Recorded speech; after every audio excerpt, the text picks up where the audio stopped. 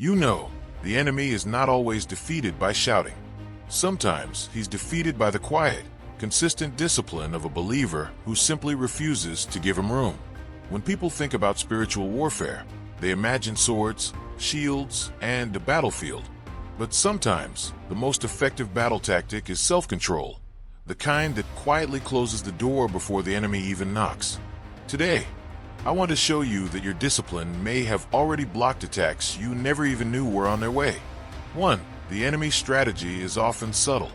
C.S. Lewis once illustrated in the Screwtape Letters that the enemy doesn't need to make us sin outright.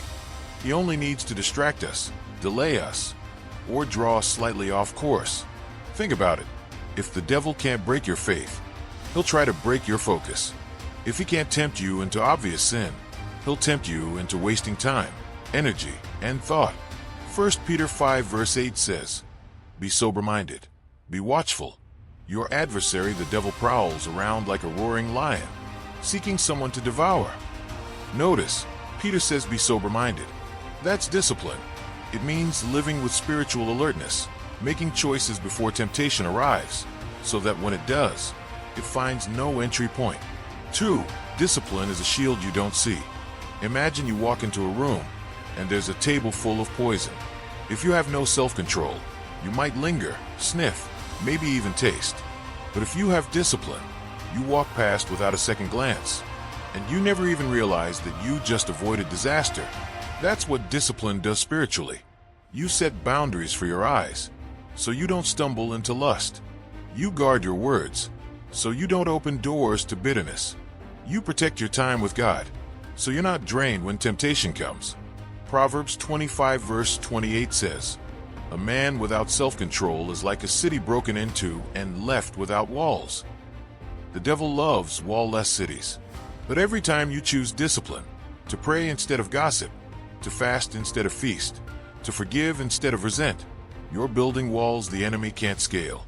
3. Discipline works before the attack arrives. You see, most people wait until the attack comes before they prepare. But discipline is a preemptive strike. Think of Daniel in Babylon. He decided before he was offered the king's food that he would not defile himself. Daniel 1 verse 8. That decision, made quietly and in advance, blocked what the enemy tried to send. The devil would have loved Daniel to blend in, compromise just a little. But discipline said, no, and that no became the key to Daniel's influence, his protection, and his testimony. 4. The enemy hates persistence. The devil knows how to deal with a burst of emotion, but he struggles to handle a steady, persistent faith. It's like rain. A sudden storm may flood the ground, but it's the quiet, steady river that carves the rock. Discipline is that river. Reading scripture daily, even when you don't feel it. Guarding your speech even when others provoke you. Refusing shortcuts, even when no one's watching. Galatians 6 verse 9 says, "And let us not grow weary of doing good, for in due season we will reap, if we do not give up." Your persistence weakens the enemy, because he cannot tempt a soul that is already preoccupied with obedience. 5. What discipline really is. Many think discipline is just doing the hard thing. But biblical discipline isn't about punishing yourself, it's about training yourself. 1 Timothy 4 verses 7 to 8 says, "Train yourself for godliness, for while bodily training is of some value, godliness is of value in every way." Notice the word train. It's deliberate, repetitive, intentional, just like a soldier drills every day so that muscle memory takes over in battle. The believer practices godliness so that, when temptation comes, holiness is the natural reflex. 6. How to build discipline that blocks attacks. Let's get practical. 3 steps. Set non-negotiables. Decide now what you will not compromise on. Your prayer time, your integrity, your honesty. Don't wait for temptation to decide. Stay consistent in small things. Faithfulness in small habits. Reading scripture daily. Guarding your words builds the spiritual reflexes you need for big tests. Protect your atmosphere. Discipline is easier when your environment supports it. Watch who you spend time with, what you consume, and where you allow your mind to dwell. Philippians 4 verse 8.